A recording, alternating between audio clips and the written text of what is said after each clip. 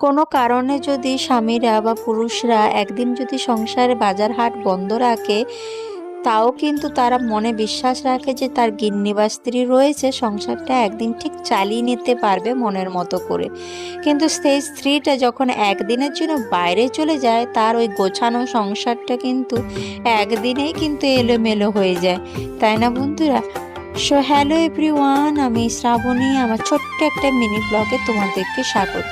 আমার মিনি ব্লগটা তোমাদের সঙ্গে শেয়ার করছি স্কুল ছুটি হওয়ার পর, কেন সকালের রুটিনটা তোমাদের সঙ্গে আমার পক্ষে শেয়ার করাটা খুবই কঠিন। তো খুব ঝমঝম করে বৃষ্টি পড়ছে, আর স্কুল যাওয়ার আগে প্রায় আমার বাসি কাজগুলো থেকে যায়, মানে ঝাঁট দেওয়া, ঘর পরিষ্কার করা, এগুলো মোটামুটি থেকে যায়। স্কুল থেকে এসে রান্নাবান্না শুরু করতে করতে আমি কিন্তু একসাথে এই কাজগুলো করে থাকি। তো বৃষ্টির কারণে এই দিকটা কাদা হয়ে গেছিলো, উঠোন দিকটা, সেটাই ঝাঁট দিয়ে পরিষ্কার করে নিচ্ছি। দেখো কি বাজে ওয়েদার, না শুকোচ্ছে জামা কাপড় আর না ভালো করে কাচাকুচি হচ্ছে। তোমাদের কার কার দিকে একটু বৃষ্টি পড়ছে এরকম ঝমঝম করে, অবশ্যই কমেন্টে জানিও। আর আমি রান্না করতে করতে এই সমস্ত কাজগুলো করে থাকি। তো বৃষ্টির কারণে আজকে তোমাদের দাদাভাই বাজার যেতে পারেনি, বলছে একটু চালিয়ে না। আর চালিয়ে নাও বলতে তোমরা তো বুঝতেই পারছো, ফ্রিজে তো সবসময় ডিম রাখাই থাকে, না চালানো জিনিস মানেই ডিম। তো ডিমের কারি করছিলাম, তো সেটা অন্যভাবে করছিলাম ভেজে। এই রান্নাটা অবশ্য আমার শাশুড়ি মার কাছ থেকেই শেখা। ডিমগুলোকে প্রত্যেকটা আলাদা আলাদা করে ভেজে আমি কারিটা করব। এই কারিটা খেতে কিন্তু আমার ছেলেরও খুব পছন্দ, আর সবারই মোটামুটি ভালোই লাগে।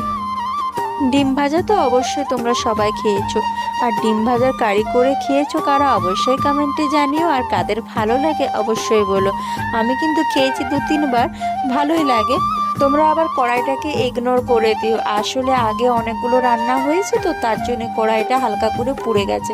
তো আমি তেলে ফোড়ন দিয়ে আলু পেঁয়াজগুলোকে ভেজে নিলাম। আলুটা দিয়েছি কেন, আলুর সঙ্গে ডিমের কারিটা একটু বেশি করে করব বলে, কারণ এটাই আমাদের আজকের মূল তরকারি, তার জন্য আলুটা একটু বেশি পরিমাণে দিয়েছি। আলুগুলো হালকা ভাজা হয়ে গেলে ওর মধ্যে মশলা, আমি শর্টে খাটেই রান্নাটা বেশিরভাগ করি, তাহলে মশলাগুলো টমেটো দিয়ে একটু ভালো করে কষিয়ে নিয়ে আমি জল দিয়ে আলুগুলোকে সেদ্ধ করতে দেব। আমার আবার সব তরকারিতে একটু মিট মশলা না দিলে, গন্ধটা না দিলে ভালোই লাগে না। তোমাদের আবার কাদের ভালো লাগে একটু মাংস মাংস গন্ধ করবে, তবে তো জমবে বলো। আর আমি করে নিয়েছিলাম আমার জন্য কিন্তু ডিম সিদ্ধ। আসলে কোলেস্টেরল ভয়ে, আর আমি যেহেতু মোটা মানুষ, তার জন্য একটু তেল অ্যাভয়েড করে ডিম সিদ্ধটাই খাই। আমার পক্ষে ডিম সিদ্ধটাই একটু ভালো, আর আমার প্রেশারটাও লো, তার জন্যই আমি ডিম সিদ্ধ নিয়েছি। ছেলের পক্ষেও ভালো, কিন্তু কি বলতো, স্পাইসি পছন্দ করে, ও ডিম ভাজাটাই বেশি পছন্দ করে।